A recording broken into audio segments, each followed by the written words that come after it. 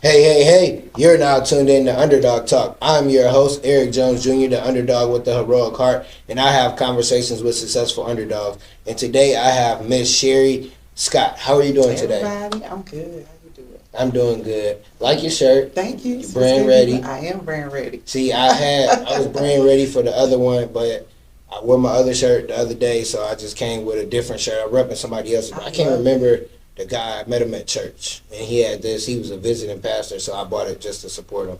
So, you enjoying the summer? You know what? It has officially started. I'm not off. I'm always on. But my children are home, so it's exciting to be able to kind of balance out my schedule a little bit to allow them to enjoy their summer. Yeah, because my son, he gonna be with me for the summer, and yeah, I don't know. Yeah. I don't know what we're gonna do. Listen, just go to parks and everything that's happening in the city. That's what he want to do is just go play basketball all day long. But my son is not an outdoor playing basketball. Well, tell him they got some kids too. But yeah, I signed him up. He got summer school, so that kind of affects some of the stuff.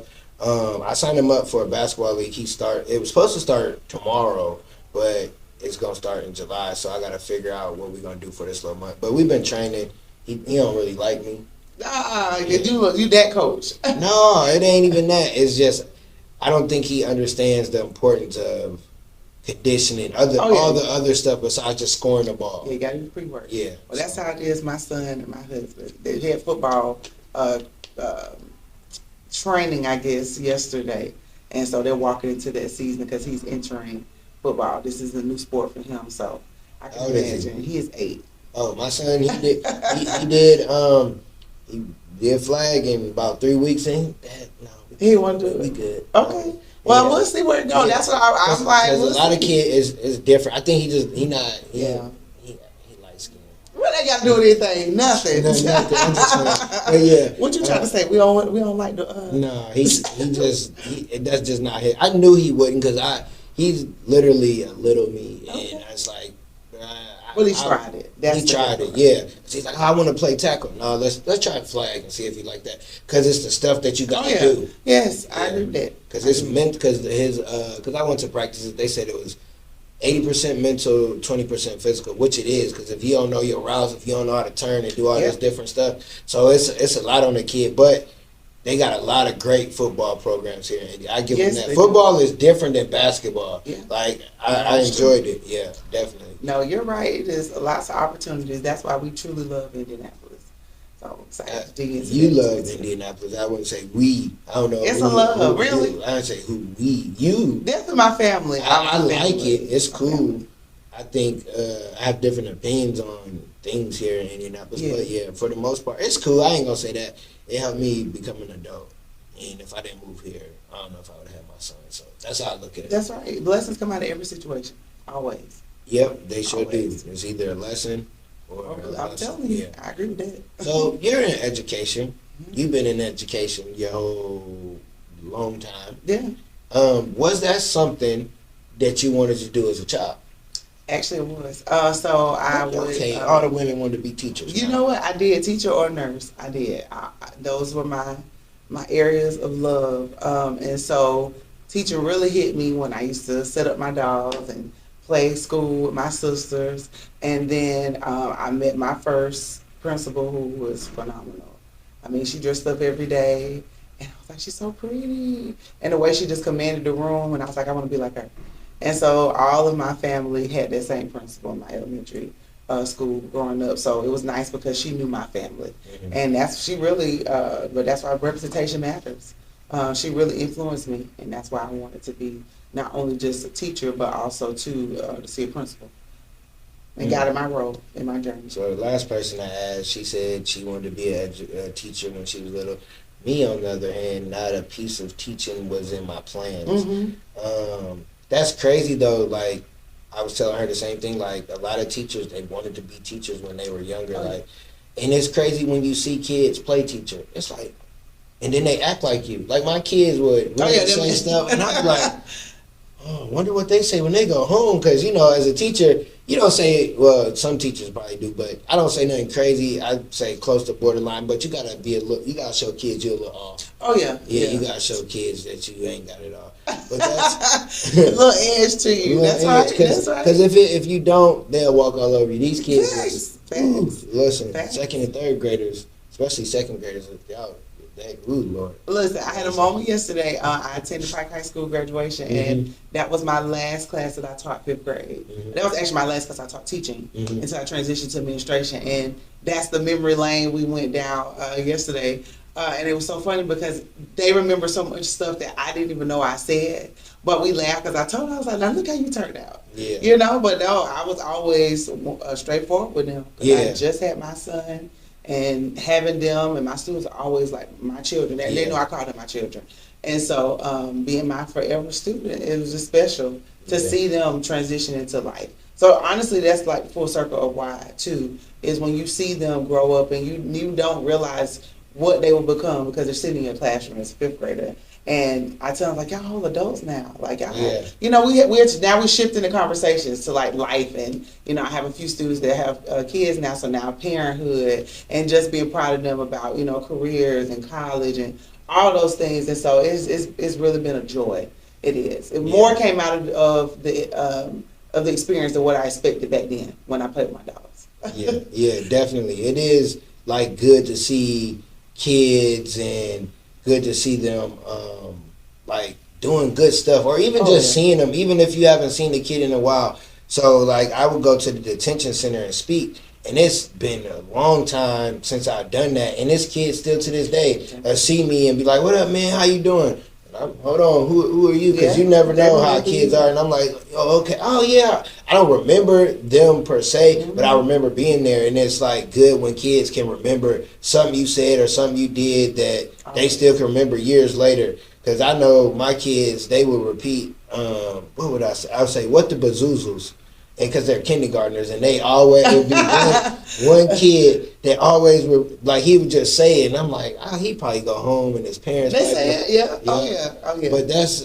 But I can see the joy from you just saying that, like seeing them students. You probably cried. Yeah, I did. Yeah, I did, because all I could think about, and I told them, and I still have their pictures. So I said, all my students I taught, I still have my classes. So I sent it to them, and they were just like, wow. And you know, and it is joy, because I mean, you know, every child is not going to be your cookie cutter, what people consider to be perfect. And I was like, I don't want that. I never wanted to teach perfect. I was like, let's teach with joy and open mindedness and just have fun with it, because I'm just so proud of all of them. I really am, and they know that. Like, I love them so much, and I'm grateful to the parents. And that's why I told the parents yesterday, I'm grateful that you all trusted me to be able to guide your child in the season in their life. And the fact that they still wanted to continue the bond of contact, you know, because a lot of times, you know, you got teachers that are rubbing wrong. Like, I don't even want to talk to you after I leave your class, you know. And so for me, that does feel good, because they do want to continue, and they have kept me updated on things they've done. And so many of the kids' names that was called yesterday, I was like, y'all still in the area. So it's good to know that they didn't leave, you know, the district, and they're still following along. It was like 10 of them, and I was like, wow. And they were all still together. So I think that's just so special. And it did. I always cry at graduations. Yeah. So very special to me. I don't know if I will cry. I probably will, because I'm a crier when other people cry. Yeah. And I know her mama going to cry, ugly cry. Oh, yeah. And you think about the journey. I mean, you know, because, you know, I mean, it's a testimony. And then for a lot of students, too, they had to learn and had to do high school in the pandemic. So you having to be at home on a device for several hours, and like the experience that you wanted to just even build relationships with people or get to know your teachers, you're doing it through a screen. So even with that, my hat's off to them, because that was a barrier that they had that we didn't experience. Yeah. So really, they're a special group. They really are. And if you say adversity, they definitely have faced adversity. Yeah, like kids definitely face adversity. I think more so when you're a teacher, you see it. Oh. Like, you see, like, real live stuff go on with kids, and it's like, it's all right, man. You having a bad day. I get it. Correct. I understand. Go put your head down. Facts, you off. You can take the day off. You still here, but, like, because I don't think people realize, I don't think people give kids grace. Like, we have bad days as adults. we have mental health days, we self-care, but if a kid come to us, oh no, you need to go do this because you're a child. And I think that's the separation in generations from when I was a kid is do as I say, you have no opinion, you're a child. And it almost makes you feel like, not saying my particular parents, but that age group, that era, like you really didn't have a say-so to nothing. It's like you just had to do it because you was a kid. But okay, I ain't eating at home. Y'all want me to come here? I'm hungry. Right. What you do when you hungry? I'm mad. I'm ready to slap somebody when I'm hungry. So if they hungry, you want them to come in here and learn? Yeah. Nah, we gotta be more realistic to when it comes to children and giving them, like I said earlier, grace. Because God give us grace, we gotta give them grace. It does. But you know what though? I think again, as hard as the pandemic was with tragedies, it also exposed a lot of behaviors that we carried that were not necessarily the best. And so I agree with that. And so a lot of times, you know, I grew up old school too, from the South. You know, born and raised in Georgia. And so I'm grateful for my structure. Because I definitely got structure. They definitely got rearing. They didn't play no games. Yeah. And, you know, in hindsight, I appreciate that because that's what I feel is necessary for kids. You need to teach structure. Yeah. You need to teach consistency. You know, you have to, you know, be firm and fair with them, but being consistent in what you expect from them too. But then, like you said, on the other side, allowing them to be able to share their voice. Now, don't be disrespectful in your response. And that's something I always share with any of my students and especially my kids as well. Don't be disrespectful in your response because I want to hear you and validate you, but I also want you to understand that you do have a level, you know, and that level is you are a child, and also too we want to make sure that we help build you to understand how to have those conversations and know that it's okay to express yourself. But I do agree with that wholeheartedly because a lot of times we're shutting children off from sharing what they really feel and the things that are happening. Because many times I had plenty of my children used to come hungry, but they know. My kids never were, and that's probably why they do like me so much. I used to make sure they ate. You know, we had celebrations. I'm gonna feed them food. Why? Because they're hungry, and so we're going to eat. But it was like a thing of just nurturing them. And when you nurture them, they want to work hard for you. Yeah. And that was never an issue because like I told us, like I like snacks too.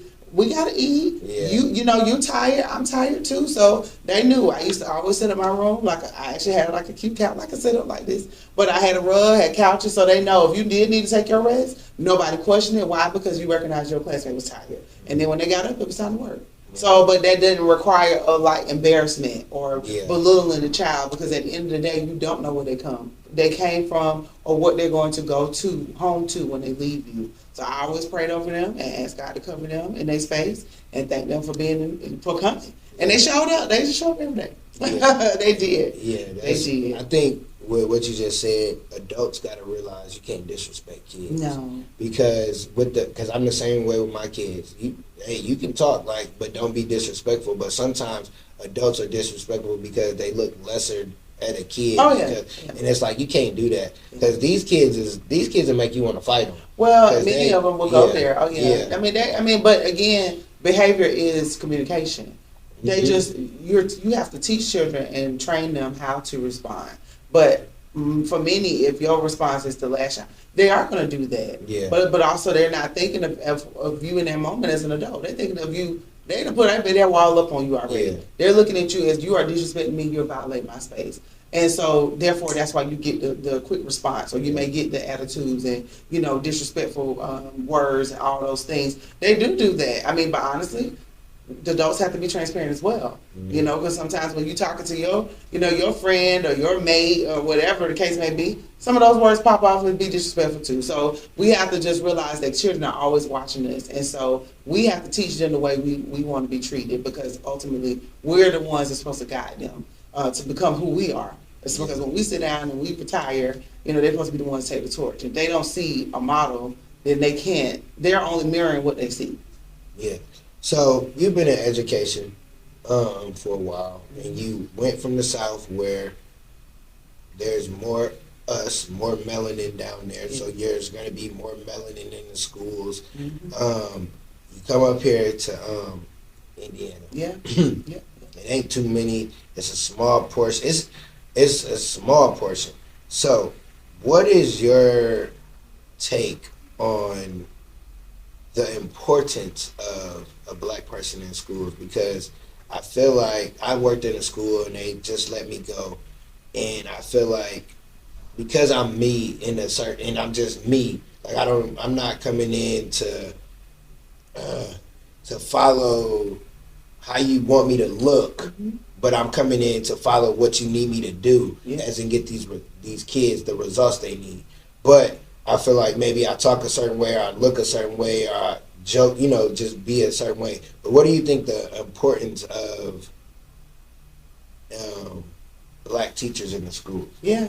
So you're accurate. I grew up all black school leaders, all black teachers. My high school, we probably had 2 white students, but they were the best. They were the best. Great bonds, but and even in high school, like I said, I saw African American leadership. So that's why I wasn't new to that, because I recognized, like, okay, regardless of what your race may be, the role that you have. It's an important role. You're leading the school. And so, of course, when you go anywhere else, you think that you will see the same thing. And that was new for me, because it was not that space. But that's how I also knew, as I was teaching, that eventually I would become a school leader. That I knew I wanted to get into administration, because I was like, this is a gap. And so Indianapolis is definitely home. And so I knew, okay, I'm not going back to Georgia. That wasn't, that's not the plan right now. But I knew that if I'm going to make myself comfortable in this space, and also too, am I going to help the education landscape, I want to get into leadership, because I know it's necessary. Because we do need to be in those spaces to make some decisions, and quite naturally, because we're speaking for a voice of a group of students that have needs. I mean, we are, and I think a lot of times in this space, people want to box us into what traditional education looks like. But I also tell people too, I grew up with old school teachers. So the structures of education came from, you got home at school, and whether you wanted it or not. So they're gonna check on you, they're gonna check you, they're gonna nurture you, they're gonna do all those things. And so culturally too, many of my teachers, and my principals also, they lived in the neighborhood. So like, we all knew where they stayed at. Like, we all knew, they were immersed in it. So they lived up the street from the elementary school. So it wasn't uncommon. And so therefore, their commitment to the community was there because they lived in it. And so I also think that plays a part too, because even if you are not an educator of color, how do you build a connection with students? How do you get to know them?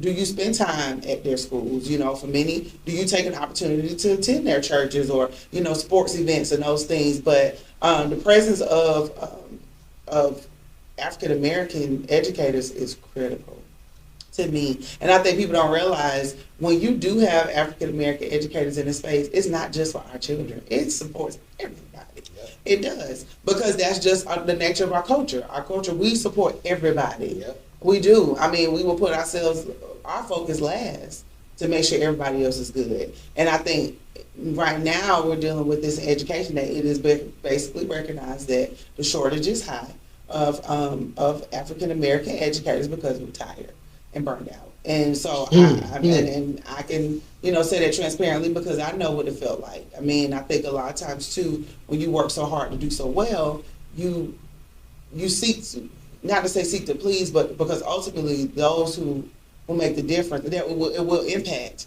will be the students. They feel it. But I think also too, we got to look at, in terms of just like humans, we all desire, to receive praise. We all desire to receive support. And I think, as educators, we already financially don't get the support that we need. And many of our educators, and I was too, worked a second job. I mean, that's hence why I started my business. But, that's all I've known. We have to.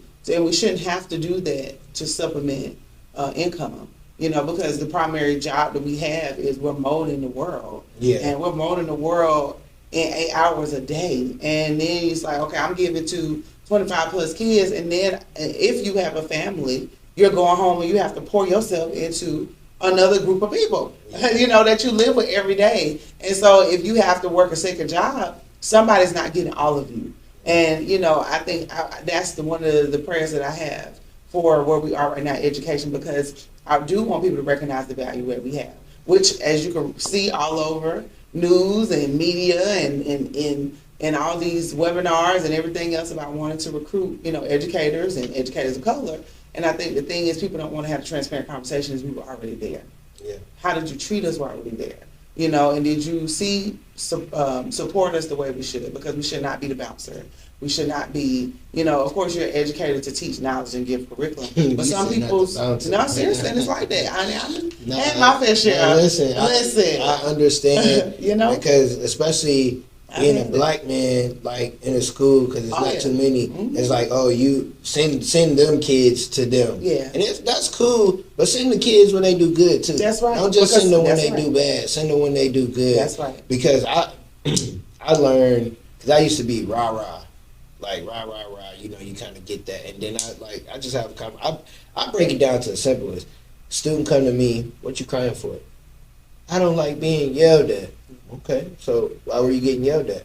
Because I wasn't doing such and such. So if you were doing what you were supposed to, would you got yelled at? No. So what should you do? Go back and do what I'm supposed to. Okay, it's just that. It's just that simple. But like you were saying, those that aren't melanin, that don't look like us, they're not in the culture.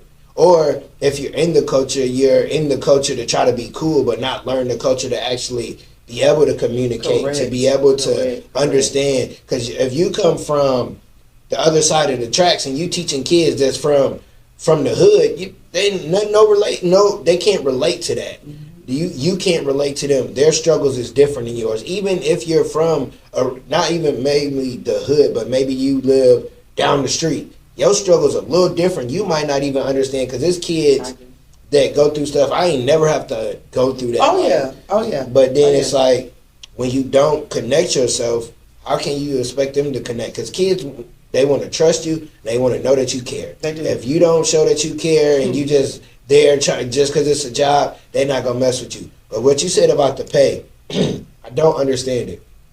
I don't understand how you don't pay the people. Like you said, we're molding the future.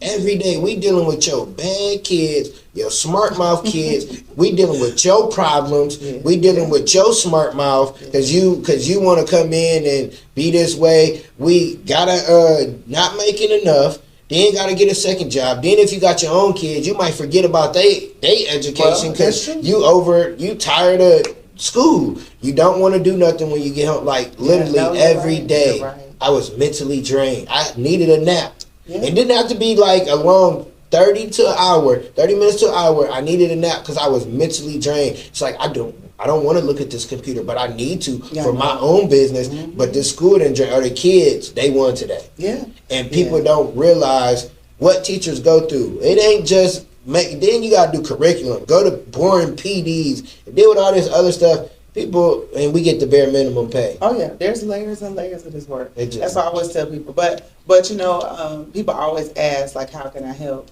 And I do encourage anybody, like, connect to a school.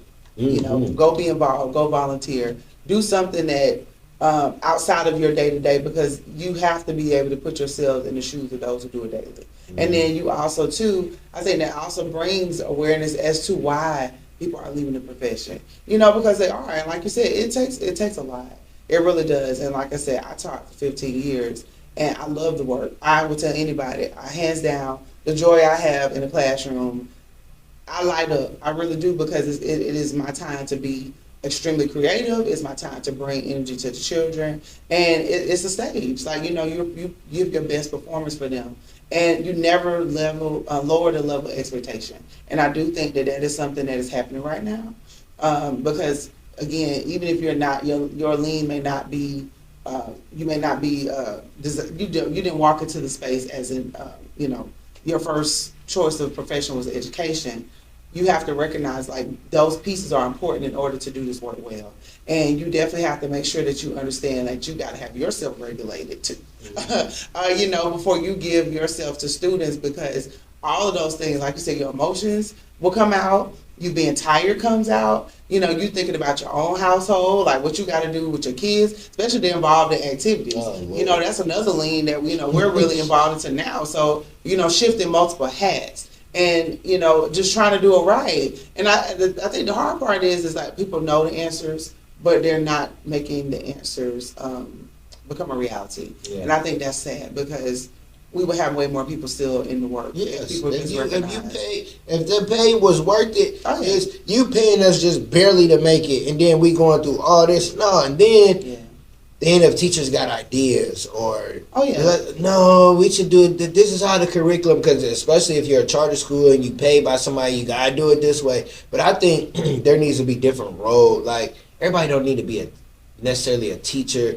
Like the English, like there needs to be different roles in schools to teach kids to get ready for life. Agreed. Because that those few classes that you, as long as you learn how to read, write, math, you good for the most part. There's certain stuff that you need to learn or whatever, but I feel like there's different roles that people, especially people of color, need to be in the room or in the school to help. Not necessarily a discipline, not even somebody that you don't even have to have a degree, but you good with kids. You can come in and maybe have a workshop or a session just to get the kids. Because kids really, even though it be seeming like they don't, kids love those after school programs and stuff. They might, I don't like it. They show up. I did an after school program. They show up. You hear other kids talking about you now because kids, you doing right. I think it's just other ways we can get people involved in schools. But it's enough money printed every day. If you listening, I'm gonna put the clip out. I need to give teachers more money. Yeah. Like for real, teachers, administrators, everybody, janitor, everybody that works in the school and deal with your kids, the people that make the money, it's somebody that deal with your kids. Give them more money. You give money to all this other stuff, to building this and building that. Yeah. But if you took if every teacher was just to go on strike, what would you do? Well, I mean, there's ways, but what would you do? It has happened. I mean, yeah. Well, I mean, the sad part about it is, there are states that has happened, and then I think also too, the pandemic was a shutdown, and if nothing surprised anybody then, that should have been an eye opener because, like I said, in my day to day, I do serve director of schools for Indiana Charter School Board, and so we now have 40 schools honored, 40 amazing leaders who truly give this work every day, and many good friends that are school leaders and teachers, and also leaders in this work, but they'll tell you firsthand. Parents really got a true understanding of what it was like to have to be able to educate your child every day. Yeah. And you had to do your job. So if you had to say like what was a test, that experience should have been a test to the world. Because if you recognize how much you struggled just as someone who doesn't work in the profession, think about what we have to do every day and what we do every day. Yeah. That is literally it. Yeah. You literally, I mean, even there's been times where you have many educators, you don't want to call off work because you don't have days. So your child may have to come into your classroom and sit up under your desk. But that was what was happening, right? Yeah. But it also put us in perspective of what matters the most. Mm-hmm. And we do love our children. And I'll tell you, I always put my students like my children because they know that. But you really had to like balance out who matters more. Yep. The people that I brought into this world, that I'm, that are mine, that I'm responsible for, or is it a job? And so I think that, I honestly, I said that at one point, I was like, people understood it was in the pandemic, but do they really understand what was supposed to come out of the experience? Because many jobs did shift. But education is one that did not. Mm-hmm. We are still in 5 days, and we do have, and to attest to what you were saying about the support from outside resources, I'm honored to know a lot of nonprofit organizations, leaders that are trying to immerse themselves into schools with financial literacy, students being able to understand just the basic life skills. Yeah. And we do need that because many of our children don't receive that support. And they don't know where to get it from or how to start. But I prefaced when we first started that I do appreciate Indianapolis because there are so many resources here. It's insane. It is insane. There's something for everybody. But I think the thing that people don't realize is people's availability to those resources. Yeah. Because, yes, there's everything. And like you said, there's money being printed every day and there's money being thrown out. But how many people actually take time to take those things into the school or give their time and say, hey, I do want to run a club. I do want to run an after-school program. And there are schools that are flexible in those spaces that will allow for partnerships to come in. But I think we have to really recognize, too, the focus of children. What are the needs of the kids? And that's from kindergarten all the way to 12th grade, and even from many of my schools, adult high schools, that want support, that want guidance, that need it, that yearn for it. But I think it's just relationships that are not being developed that need to be, just like us, the blessing of LinkedIn, right? Yeah. And that's why I tell anybody, if you know me, you know, like, he was like, you know, you're everywhere. But I'm everywhere because I recognize that there are so many needs that happen here. And most of the time, I'm in a lot of places because I'm getting resources back from my schools or my community. I'm also, too, a board member for Leading the Ladies. That's one of my major passions. One of my former parents, she started a mentoring program, and I taught her daughter. And so just even, I know. I had her on here. Yeah, it's Latanya Brown. Mm-hmm. And so even opportunities like that is just powerful because it is like we're trying to triage the needs of our community, and it's like, just let us. Yeah. You know, if there's so much fight between what happens in the day-to-day education, allow those entities to come in and provide support, because they are there, and we are trying to rebuild and bring something different to our kids. Our kids deserve it, y'all. Our kids deserve it.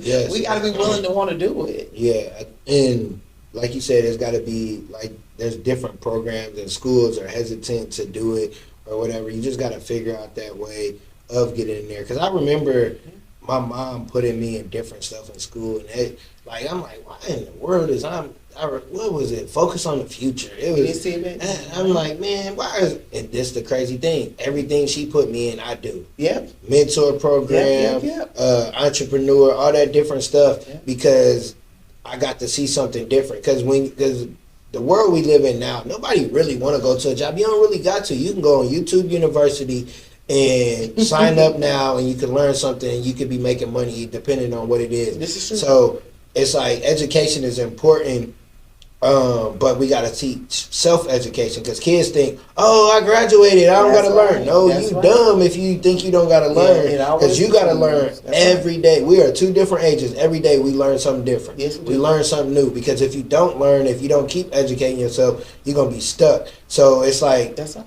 The school, I get the school system, but you got to put stuff in there where they understand how to get past that, because like you got parents, we got to work 2-3 jobs. We might not be able to help our kids in a certain way, but if you got the place that they go 8 hours out the day, and you show them, this is how you could start a podcast, this is how you could do this, this is how you could do this, the world would change. It would be less violence, because everybody love making money. You show somebody how to make the money, and then they see the money coming, they gonna make the money. Because it's just like when you sell drugs.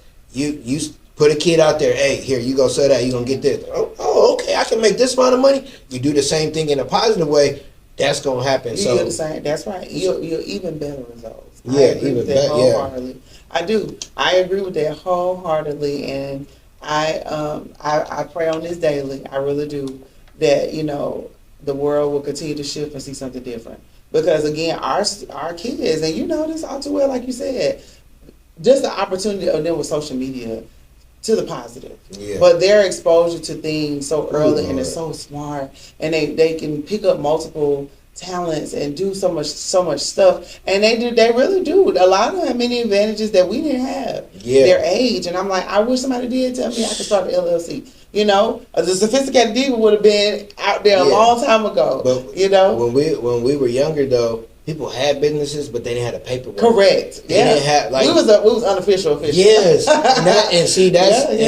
now we're in the times of you can't be official. It's not as hard as it may seem. Like when I got my LLC, people, congrats. I'm like, this wasn't that hard to do. Yeah. Like, you just gotta have a plan and go do it. That's right. And sometimes I think we looking for celebrities. We're looking for famous people. And there's people in the community, like a school. We are the celebrities. It could be, it could be, who just giving a name, and Mike Epps, he's in town. Let's have him come to the kids. You got somebody that's doing that, pouring in, boom, but you would overlook him because he might not have as many followers or whatever. I think we got to. But they got to go back to how he started. Yeah. How did Mike Epps become Mike Epps? Yeah. And also too recognize, like, even for him, he doesn't forget about his home. Nope, he's doing a movie here. My buddy, he's an extra in the movie because they doing it at our I don't think I'm supposed to say where. I don't know. I'm not even a part of it. But later on, right? But he was a part of it, and he's doing it in different locations and stuff of that sort. So it's really cool to see somebody like that. But then you have people in the community that's like that, so you should reach them. Agreed. And me and you talked about this on the phone, and like here in Indianapolis, like it don't matter where they came from, who they grew up with, who they mom is. It's just if somebody doing something positive, just work with them. Yeah. If they got the right character, if they got the right integrity, just work with them. It don't gotta be somebody you knew or they in a clique.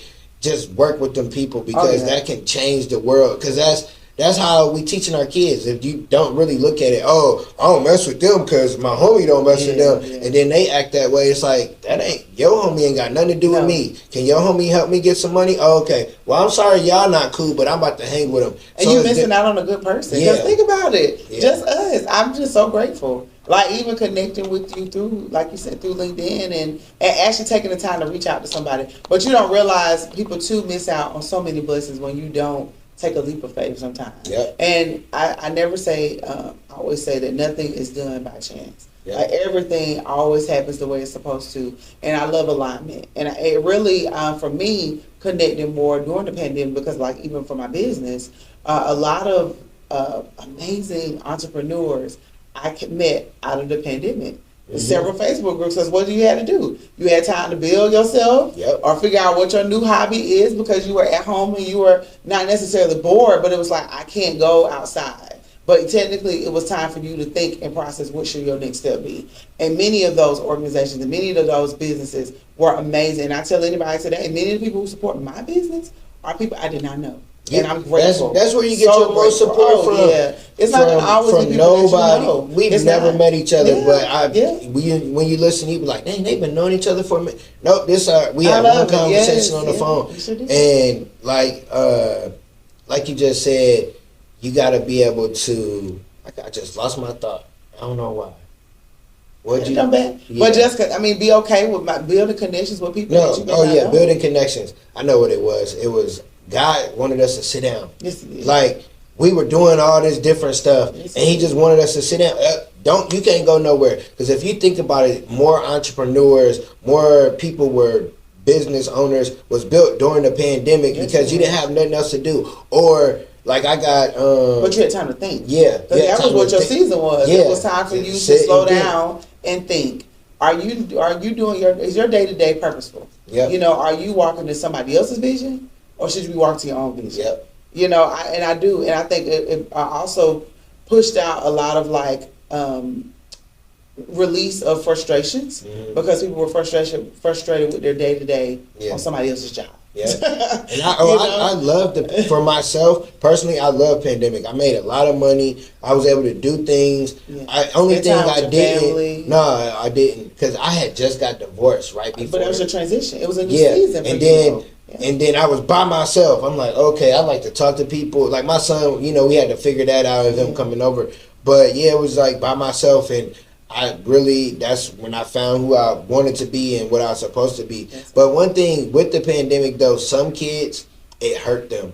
Because like you were saying earlier, I was thinking in my head, because my son, he was a pandemic, he started school in the pandemic, kindergarten. He didn't have a kindergarten graduation. First grade, he didn't go to school. Second grade, he finally, maybe in the middle of the year, this last school year was his first year all the way in school. And it's like, as parents, I feel somewhat like, dang, maybe I didn't help him as much because he struggles in one area in school, and it's like, hey, well, how did I notice that? But then you get caught up in life, and then that makes you sit back as a parent, like, I can't be helping y'all kids, and I ain't helping my kids. Right. So I think that pandemic helped a lot of people, hurt some people, but it was a way for you to figure out what you need to do, because everybody's not meant to go to a job. But everybody's not meant to be an entrepreneur either. And you got to mix the two together. And that's how you help the kids. I think more people, they need to not look at how someone looks and bring people in because that's how a kid's going to look. Just because a person got tattoos and all that stuff, it's going to be some little men, little them. They're going to have all the little tattoos and all that. And they're going to want to be able to have a job and go. Because when I was younger, it's like, got a tattoo. I know. Oh my God, you got the big piercings? Oh, you'll never get a job. Why not? Or even think about names. You be like, why would you name your child that? Now, if you create your own stuff, you can do whatever with your name. Hair, everything. Yeah. But everything against that could be used as like a distraction of the fact that I'm like, hey, I'm actually talented. I can do the work. And let's focus on the why I have the job. Yeah. Your personality shines when you're able to be yourself. Yep. That's how you show up for the work, but that's a distraction. Like, no, I could do the work. Yeah. Despite what somebody else may say the appearance may be. And we're showing our children too that it's okay to be different. It's okay to be unique. It's okay to stand out. You're not supposed to look like somebody else. We're not traditional. Like that's not how we're created. No. We're not. Yeah. And I'm always, India, she told me to pray about some stuff because traditional stuff, I just don't rock with a lot of traditional stuff of how things go, because I think when you think outside the box on certain stuff, it'll help. Because for me, I look different than everybody. So when I go to a basketball court, they like, oh, he can't hoop. Okay, that's fine. You can think that. But then when they see, and then I always wonder if kids or people around me ever notice how hard it is for me to do stuff, even though it looks easy to the outside eye. But like, if I play, like when I played basketball, I remember I coached, and these girls like, I can't do it. I said, you can't do what? You got your full length of arms, and you can't do what? I have less length and a lot of struggles with hand mobility, and you can't do what? So it's like, you look at somebody else's hard, and then you like, I can go do that.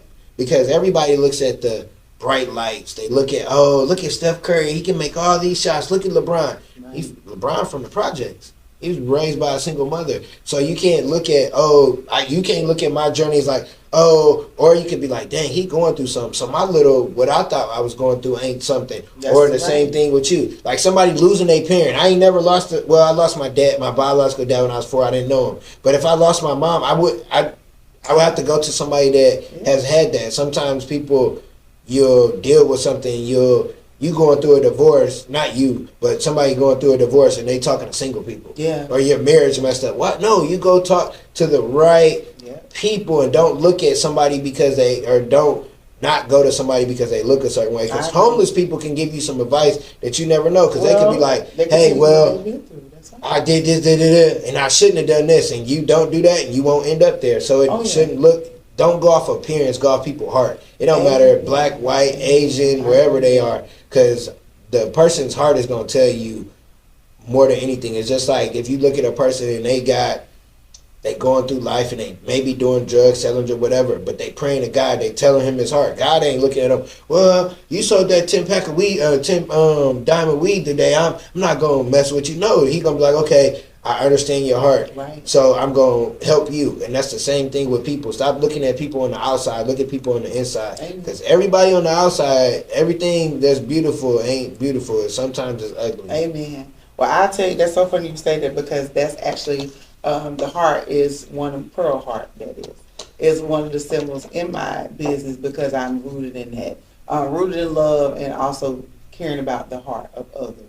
I completely agree with that. And I think that we have to sometimes get off of our high horse and humble ourselves, because many times people get a shot and they forget what it was like when they struggled, or they forget when it's like when they have had hardship, or to endure things that, even our children may have endured.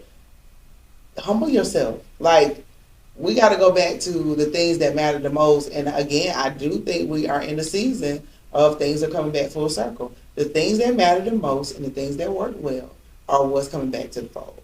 And that's where it's kind of like make or breaking people, because that is a space that people didn't want to step into. Because even in the work that we do, especially as in the education space, it's not easy work. It is rewarding work when done well. But if you set that bar of excellence back to where it should have been to begin with, we will recognize that it's smooth sailing, because we cannot dumb down anything for our children. And because we have to look at who's the ones that are suffering. And it's our children who can show up and do the most. They just have life struggles that are happening beyond their control. They can't, in anything, like you said too. And I will definitely say that. I grew up in a single parent home, mother raising 3 girls. And, I lost my mom the senior year of my high school, the summer of my high school graduation, actually. And so transitioning to my new season in life, I was like, I can't, she would not have wanted me to stop. You can't quit. And I'm a firm believer. I always said, don't quit. And anything that you do, see it through, don't quit. And if you need time, take time. If you need space, take space. If you need a mentor or somebody to talk to you, to pour into you, like you said, do something to fill your cup, but don't quit, because you don't ever want to give up on an opportunity, and you don't know your purpose, what you're walking into, is somebody else's blessing as well. And so it's so funny because we just talked about shout out to New Beginnings Fellowship Church, but we talked about just the seasons of Bible study not too long ago. Your purpose is not your purpose, and that has become my new saying. Shout out Pastor Mo and Pastor Jackson. But our season and our purpose is not our purpose. It's what we do is to set up for someone else. Yep. And I'm specific in that, even with just around like how I operate with students and families and anybody that I meet, because you don't know what that conversation to somebody is going to do for them. You may have just talked somebody down the ledge. You might have talked somebody from suicide. You may have encouraged somebody else to want to become an entrepreneur. You may have encouraged somebody else to want to do a podcast. Because I was so excited to even do this with you, because I was like, I usually, you go live on your phone, but it's like, it's real special when you get to sit down and just talk. Yeah. And that's why I even love the name, the underdog. Like that's and it's a lot of underdogs walking around here. And it's a lot of underdogs in the city that really feel like nobody's hearing them, or they haven't gotten their shot. So Eric, I'm going to shout you out for allowing us to have a platform to be able to get our shot, or to be able just to share transparency, because we're not the ideal people that people choose, but we are out here doing the work. Yep, that's it. That's what the underdog is. I think for me, I just been the underdog since birth, because when I was born, the doctors didn't even know what it was born in the 80s. They're like, oh, we never seen this. So I just took that to heart, that I'm really the underdog, and I'm never like you said, you can't quit, because there's people watching you. Like my kids watch me, and I remember my daughter like checked me once. It was like, you asked me to do this, but I'm watching you and you not doing what you said. And it's like, ooh, okay.